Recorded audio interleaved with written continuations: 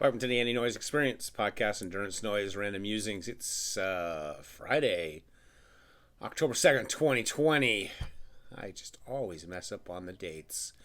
Some news. Good news is last Instagram update from Kim Puzzy on Tommy Rivas, who was diagnosed with primary pulmonary lymphoma lung cancer in July. The ventilator was removed from his room. He is officially off of all life support. He's been making tremendous progress in recent weeks. That's what Chris Chavez just tweeted yesterday. So that's great news to hear. Let's Run has been posting and talking about. I did a podcast on world number 1 and world number 2 in the women's race, London. You have Bridget versus Ruth, and they're doing a good preview, and I did a little bit of a preview on my podcast. And it should be a very interesting race since both of them are supposed to be in pretty good shape. And they're going to have pacers. Of course, they're not going to have the men pacers, only going to have women pacers. So it's looking like instead of going for that breaking her 2:14 record, they're going to try and go for the women's record without men in the race, which is 2:17. Then, of course, the big news was that it was going to be Kipchoge against McHale, but it turns out that Bekele now has dropped from the race. He's going to not start. He had some injuries, and I was talking about a little bit of an injury. So, unfortunately, he will not be in the race.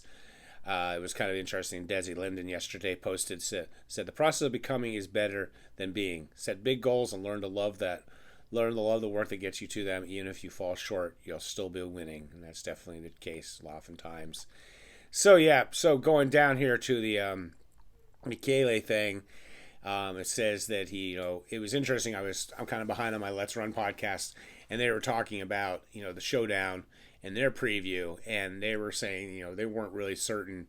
I guess someone from Let's Run, one of the reporters they know, said that he was going to bet he would bet a paycheck that Bekele would DNF, would not finish the race, and so I guess he's just been hearing about stuff like that. And Michaela put out an article, a video on YouTube, and it says, I was in good shape, but then I picked up a niggle in my left calf after 2 fast training sessions close together in the last weeks of preparation.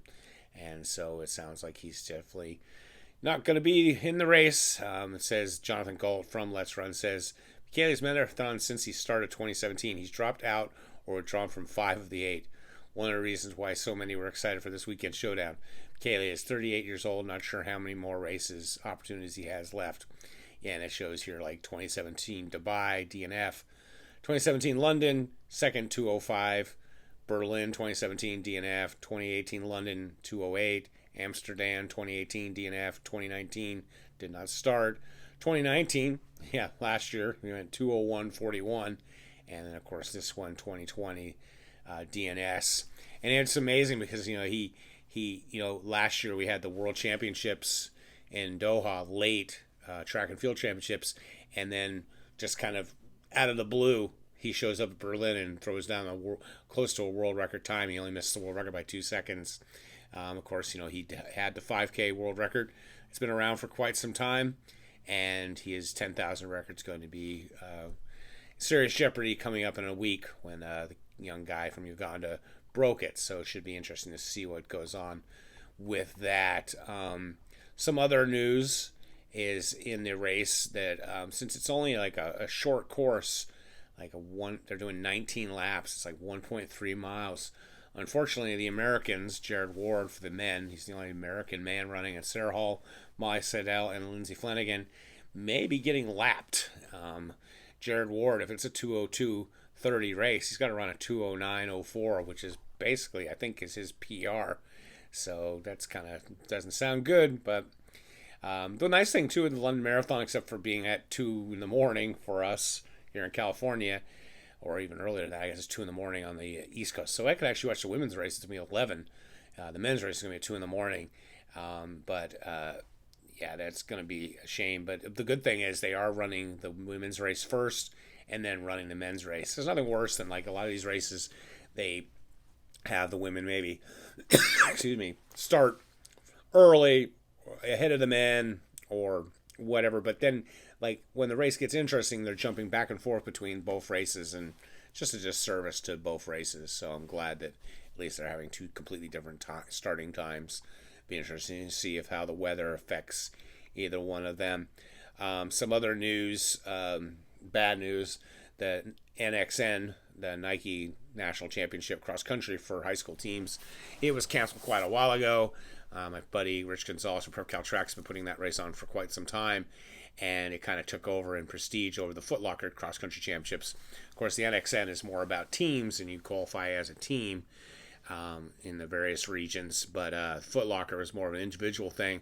But they just posted that due to ongoing impact of COVID-19, they made the difficult decision to cancel the 2020 Foot Locker Cross Country Championships. The decision wasn't made lightly. The safety of athletes, fans, and team members remains our top priority. And that's unfortunate. I myself did the Foot Locker way back in my I started running in 1979. Sorry, my first season of running was 1980. And I did the Foot Locker, but it was called the Kenny Prep back then.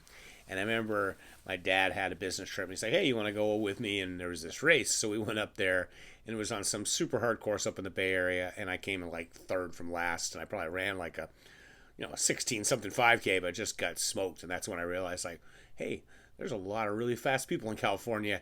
And then the following year, I was a little better shape. I made it to our Valley meet here in Bakersfield, and I was, around just close to 15-minute runner for 3 miles. And unfortunately, we always ran on these pancake flat courses, and we didn't have a state meet back then. State meet didn't start till 1987. And the state meet since 1987 has been on the Woodward Park 5K course, which I unfortunately never ran my 2 years of college. First 2 years of high school cross country, my senior year. Never went Woodward Park, but they had the Kenny Prep, aka now the Foot Locker, Western Regionals at Woodward Park. So I went up there to run it. I never run on the course before. And I remember it's like these really good teams from the Indian reservations in Arizona showed up. Back then they had some amazing teams and all that. And since I live in Bakersfield, and Bakersfield's pancake flat, Woodward Park is actually a really good, challenging course. I'm glad we have the state championship there. I got smoked on that too. So the only time I ever ran at Woodward Park, I didn't do very well. Of course, I was kind of glad when I went off to college that at UC San Diego. It was a Division III school, so it wasn't like big competition, but the good thing is we ran an 8K, which was a much better distance for me than the 5K. So unfortunately, Foot Locker, which has been going on, so I ran it in 1980, so 40 years of Foot Locker history, aka Kenny Prep. So I know they've been running the Western and probably the Nationals a lot of times down there in San Diego in the Balboa Park, which is where I went to college down in UC San Diego, and that's a nice hilly place too. Last couple things here. I Run Fire posted an article. I guess NPR did a article on fastest known times featuring a number of athletes, and it says, with races canceled, runners take to the trails to set records. Shout out more traditional competition runners hit the trails for the FKT's fastest known records. And kind of a really good article, but it does point out, I don't know if it points out kind of things that, like, even doing these things, I know I'm close to the Eastern Sierras, close to Mount Whitney, the John Muir Trail, Pacific Coast Trail goes through here. And the impact on the small mountain towns has been huge with COVID because, tourists are going up there and bringing COVID to them, and also having to support and try and help the hikers has definitely been an issue. So, and of course here, California, we ended up with the fires, so the hiking season got completely shut down. So, and then then of course the big race this weekend has been held at 3 days at the fair. The 6 day started 4 days ago, and yesterday the 72 hours started, and there's a 48 hour also. I talked to the jester yesterday, and we'll be talking to him again today, where he'll be about halfway through the race. And of course the big news was today Camille Herron was starting the 48 hour, going for her world record attempt. She's not only trying to go for the women's, she's aiming after the men. And it says here that she threw the first marathon in 3:31, which is probably about 8-minute pace, and then the 50K in 4 hours 10 minutes, according to USA Track and Field 24-hour guys. And if I click on here, we can look at some of the results. They have a really good website for the results on liveatthefair.com. Amy Mower is still in the lead with 307 miles in the 6 day for the women, that is. Gelda Hernandez is at 262, and Darlene Kress is at 231 there in our 104. So they got 40 hours to go. So just less than 2 days. And I've done 6-day races, and that's a long time out there. And then Philip Eberts, he is at 345 miles. He just did his last mile in 14:20, so he's still moving along pretty good. 18-minute average. He was really crushing it. It'd be interesting to see how far he gets. Don't think he's going to get to 500 with only 40 hours to go, but definitely a good performance. He's second place man is Jim Cook. He's at 263, so he's got a huge lead on him. Of course, Jim Cook is battling with Glenda for third place overall because she's at 262. Gary Ferguson's at 243, and all of them, it appears, are out on the course moving around, and that the race is about almost 5 o'clock in the evening, so pretty good time to get moving. Then if we go down to the 72-hour, Jennifer McHale is the lead woman in the 32-hour range. She has done 121 miles. She's quite a ways in front of second place. Second place actually is Genus Real at 77 miles. Then if you go to the men's, there's about 20 men in the race. Ettinghausen, the Jester, is at 123 miles. So he's 2 miles. He's been about a mile or 2-3 miles in front of the first woman for quite some time now. He just did his last mile in 17:18. She did her last mile in 15:46.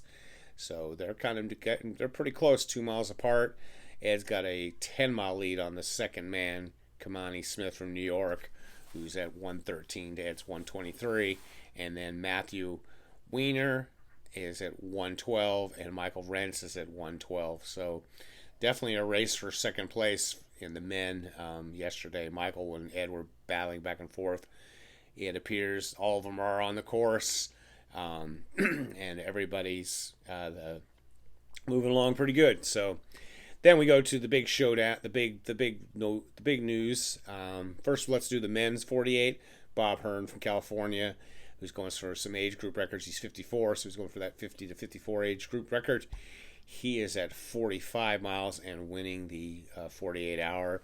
Well, it's kind of weird because there is a guy who started yesterday who has 137 miles, but Bob will probably catch him eventually before his race ends. So they're in hour 8. Bob went 10:05 on his last mile, and his average course is 10:12. He is rock solid. He has a nice run-walk pattern that he often uses in these races. Don't know any of the other men in the race. And then, of course, the race everybody's really keeping track of, Camille Herron from Alamosa, Colorado. She is at 55 miles, 7 hours, 47 minutes. Her last mile is 8:35. Her average pace is 8:29. Interestingly, this Murrieta CA, who I must know because she's from Marina Del Rey, California. She's 41. She's at 53 miles, so she's only 2 miles behind Camille, and she has run the last mile in 9:12 for an 8:48 pace. So pretty impressive because the third place woman is at 34 miles. So Camille is leading the race, obviously, with Bob Hearn in second. So that's kind of the update for 3 days of the fair. And as always, stay healthy, be boring.